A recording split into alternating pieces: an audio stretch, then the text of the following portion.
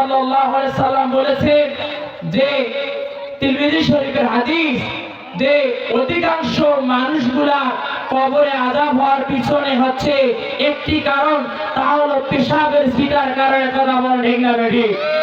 আমার মায়েরা, তিরমিজি শরীফের হাদিসের মধ্যে আছে আমার রাসূল দুটা মরুভূমি ময়দান দিয়ে যাইতেছিলেন, এমত অবস্থায় হুট করে থমকে দাঁড়ালেন।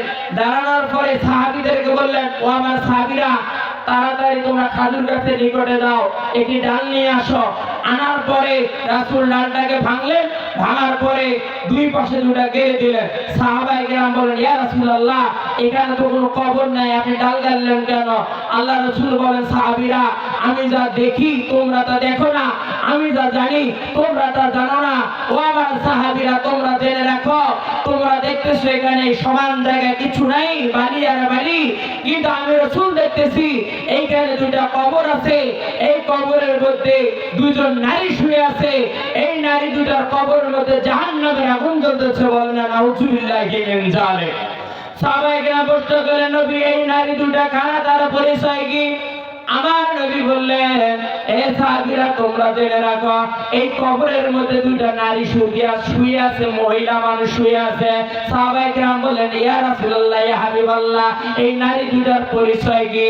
আল্লাহর নবী বললেন, ও আমার সাহাবী রে, আমি যে কবরের মধ্যে প্রথম আমি ডালটা গেড়ে দিয়েছি, এই নারীটা এমন একটা নারী, এ মানুষের গীবত করত, ছগলখুরি করত। এই ছগলখুরি করার কারণে এই নারীর কবরে জাহান্নামের আগুন জ্বলতেছে। জোরে বলেন নাউযুবিল্লাহ। অপর নারীটার পরিচয় দিতে গিয়ে আমার নবী বললেন, হে সাহাবীরা, জেনে রাখো, আমি যে বামের কবরটার মধ্যে আমি ডাল গেড়েছি, এই নারীটা অন্য কোন নারী নয়, এই নারীটা হচ্ছে পেশাবের ছিটা পায়ে পড়েছিল, এই নারীটা পেশাবের ছিটা পানি দ্বারা ধুয়ে নেয় নাই, পরিত্রাণ হয় নাই, এই কারণে আল্লাহ পাক এই নারীর কবরে জাহান্নামের আগুন জ্বালিয়ে দিয়েছে। জোরে বলেন নাউযুবিল্লাহ।